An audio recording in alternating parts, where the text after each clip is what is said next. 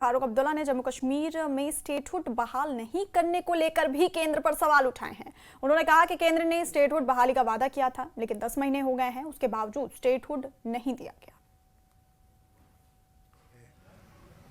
कि ये यूटी है और यूटी में जो इख्तियारात हैं, काफ़ी इख्तियार जो है, काफ़ी पुलिस और लॉ एंड ऑर्डर और IAS और IPS ऑफिसर्स का, वो सारा लेफ्टिनेंट गवर्नर के पास है।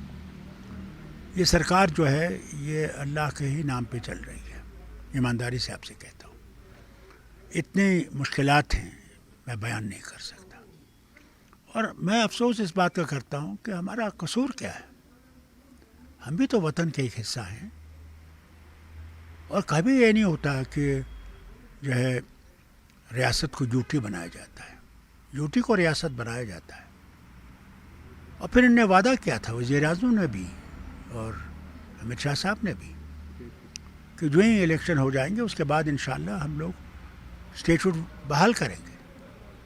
उस वादे